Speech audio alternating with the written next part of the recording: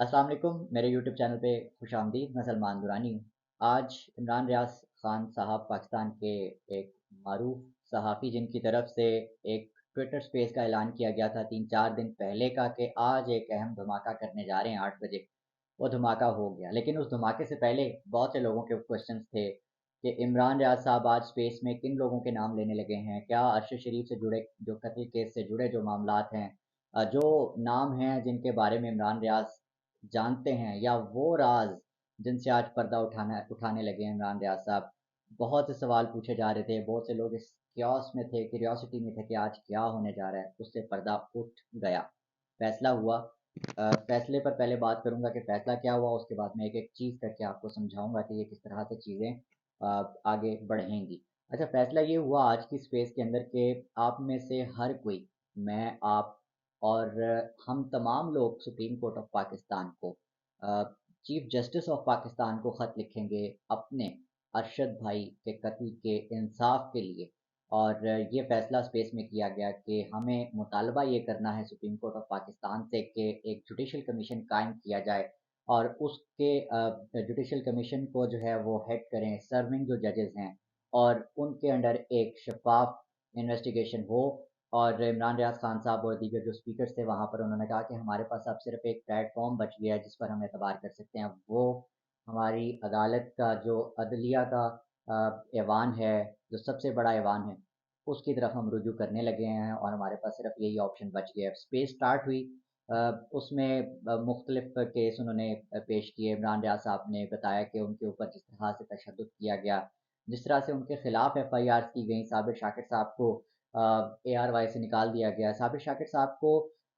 Even हत्ता कि ये भी कहा गया कि उनको जहाज़ से उठवा लिया जाएगा। उसके अलावा मुख्तलिफ जो है वो सहाफ़ियों को टॉर्चर किया गया। और सबसे अहम चीज़ इमरान रियाज साहब ने आज जो कही कि वो बहुत तकलीफ़ में हैं। हत्ता कि उन्होंने कहा कि मेरा 7-8 माह से ताल्लुक़ बना था अरशद शरीफ से, लेकिन जो बना वो ऐसा बना कि वो अब उनकी एक एक दिन जैसे-जैसे गुज़र रहा है, उनकी तकलीफ़ कम नहीं हो रही। तो उस तकलीफ़ के अज़ाले के लिए एक फ़ैसला किया गया आज, और वो ये कि अवाम, मैं, आप, बच्चे, बूढ़े, माएँ, बहनें, ख़वातीन, सब, हमें चीफ जस्टिस ऑफ पाकिस्तान को अपनी भाषा में, और हम चाहे एक एक लफ्ज़ लिखें, एक जुमला लिखें, 2 जुमले लिखें, लेकिन हमें वो पोस्ट करना है चीफ जस्टिस ऑफ पाकिस्तान को। उसका एक प्रोसेस डिस्कस हुआ कि किस तरह से ये चीज़ें करनी है। उसके लिए हैशटैग्स मदद के लिए लोगों को कीजिए, आप कैसे किस तरीके से किस प्रोसेस को फॉलो करते हुए चीफ जस्टिस ऑफ पाकिस्तान को ख़त लिख सकते हैं। कोई रॉकेट साइंस नहीं है, बहुत आसान है। आप जिस तरीके से ख़त भेजना चाहें भेजें, आपकी आवाज़ काउंट होनी चाहिए। ये फ़ैसला हुआ। अच्छा, नौबत यहाँ तक पहुँची क्यों? नौबत यहाँ इसलिए पहुँची क्योंकि हम लोग भी ये सोच रहे थे, इमरान रियाज साहब ने ये बल्कि पूरी तफसील से बताया कि जिस तरह हम एक्सपेक्ट कर रहे थे कि ये रिजीम चेंज के बाद मामलात जो हैं शायद बेहतरी की तरफ चले जाएँ, और जिस तरह एक मौसम बहार का ज़िक्र हो रहा था कि जी इसके बाद सब शुभ-शुभ हो जाएगा, सब अच्छा हो जाएगा, वो हुआ नहीं। और ना उसकी दूर-दूर तक कोई इस तरह की एक्सपेक्टेशन नज़र आ रही है। उसकी ताज़ा तरीन जो मिसाल है, वो आज़म सवाती को दोबारा गिरफ़्तार कर लिया गया FIA की तरफ से। तो ये एक ताज़ा मिसाल है जिससे आपको नज़र आ जाएगा कि मुस्तक़बिल करीब और मुस्तक़बिल जो आगे फ्यूचर है, वो अगली तकर्री के बाद भी, मतलब कल के बाद भी मामलात जो हैं वो सीधे होने वाले नहीं हैं। और हमें नज़र आ रहा है कि फ्यूचर में क्या कुछ हो सकता है। जितनी ह्यूमन राइट्स की वायलेशंस हुई, उससे शायद अब ज़्यादा हों। हमारा हमारा तो ये ज़ाहिर इख्तियार नहीं है, हम सिर्फ़ एक्सपेक्ट कर सकते हैं इस चीज़ को। तो इसको तमाम को मद्देनज़र रखते हुए अरशद शरीफ भाई जिनकी शहादत हुई, और वो इस मुल्क के लिए कुर्बान हो गए, उनके लिए एक छोटी-सी इस्तदा है चीफ जस्टिस ऑफ पाकिस्तान से। और ये कि हमें इंसाफ़ चाहिए, और इंसाफ भी हमें ऐसा नहीं चाहिए कि कोई जुडिशल कमीशन आप बनाएँ, क्योंकि हमें पता है कि यहाँ पे इंक्वायरी कमीशंस और जुडिशल कमीशंस जितने भी बनते हैं, वो सिर्फ़ एक फ़र्ज़ी होते हैं। और या फिर पूरी जुडिशल कमीशन की इंक्वायरी हो जाए, तमाम चीज़ें प्रोसेस से गुज़रने के बाद रिपोर्ट्स जो हैं वो बड़े-बड़े cases, high profile cases, sensitive cases की छुपा ली जाती हैं, और बरसों तक वो रिपोर्ट सामने नहीं आती हैं, और वो फिर फाइलें दफ़न हो जाती हैं। تو میری سب سے پہلی سجیشن اس پورے معاملے میں یہی ہو سکتی ہے کہ سب سے پہلے اس پہ فوکس کیا جائے، ضرور لکھا جائے، ایک پریشر ضرور بلڈ کیا جائے تاکہ ایک چیز پائپ لائن میں آ جائے، اور چیف جسٹس آف پاکستان اس کیس کو از خود نوٹس کی طرح اس کو ٹیک اپ کریں۔ لیکن ہم جتنے بھی جتنے بھی صحافی ہیں، سینئر صحافی ہیں جو کنسرننگ ہیں اس میں انوالو ہیں، عمران ریاض صاحب سے بھی میری ایک گزارش ہوگی، سجیشن ہوگی کہ اس چیز پہ ضرور پریشرائز کیجیے گا،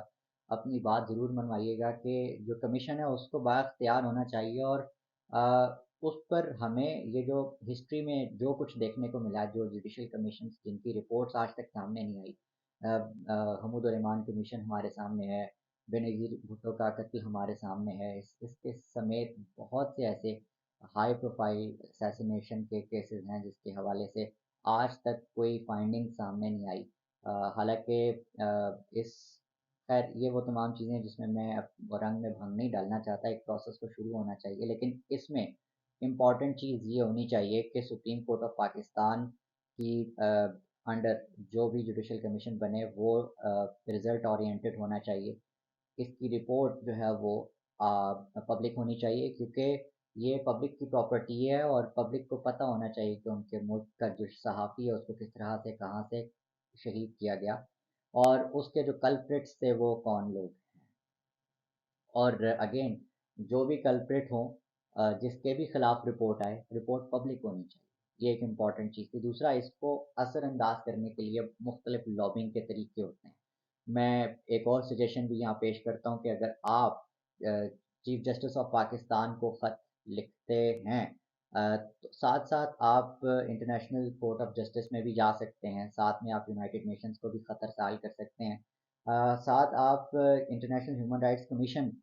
کو بھی خط لکھ سکتے ہیں، اور دیگر جو ہیومن رائٹس کے لیے یورپ کے اندر کام کر رہی ہیں اور مختلف ممالک میں کام کر رہی ہیں تنظیمیں، ان کو بھی خطوط لکھ سکتے ہیں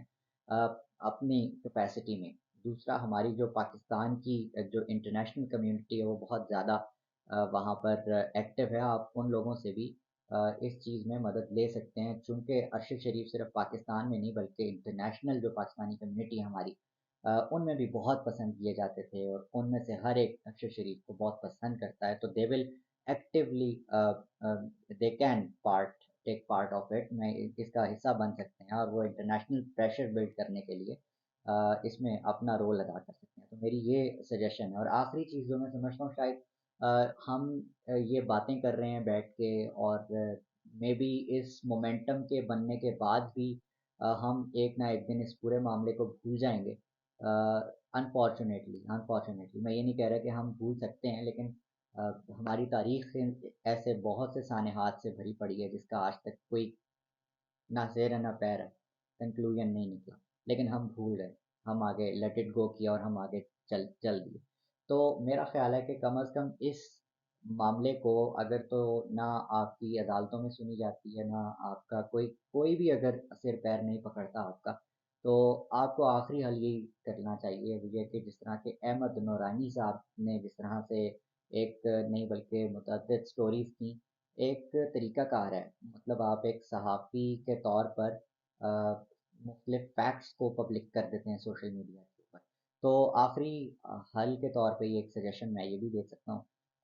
کہ یہ اگر معاملہ کسی طرح سے نہ بھی سلجھ رہا ہو تو اس کو جرنلسٹکلی اس طرح سے ٹیکل کیا جا سکتا ہے کہ لوگوں تک حقائق پہنچ جائیں اور لوگوں کو پتہ چلے کہ بیسکلی ہوا کیا تھا، اور ارشد شریف صاحب کے قتل میں لوگ جو ملوث تھے وہ کون تھے، ارشد شریف کے خلاف اس ملک میں کس نے زمین تنگ کر دی، تمام سوالات ہیں جو ارشد شریف صاحب اپنی زندگی میں بھی کرتے تھے، اور اس قوم کو یہ سوال کرنا سکھا رہے ہیں کہ وہ کون تھا جس نے آر سی او کا حصہ بن کے اس ملک کے ساتھ غداری کی۔ لیکن اب سوال یہ بھی رہیں گے اور تب تک یہ زندہ رہیں گے کہ وہ کون تھا جس نے ہمارے پیارے ارشد شریف بھائی کو قتل کیا، انہیں شہید کیا، اور ان پر یہ ظلم ڈھایا، ان کی فیملی پہ یہ ظلم ڈھایا، ہم سب پہ ظلم ڈھایا۔ اللہ تعالیٰ میرے بھائی کے درجات بلند کرے، ہم سب کو صبر دے، اور یہ تمام چیزیں کرنے کی توفیق دے، اس پریشر کو بلٹ رکھنے کی توفیق دے جس کی ہم آج بات کر رہے ہیں، جس کا ہم ذکر کر رہے ہیں۔ آپ سب اپنا، اپنے آس پاس سب کا، اپنے پاکستان کا بہت خیال رکھیے گا۔ اللہ نے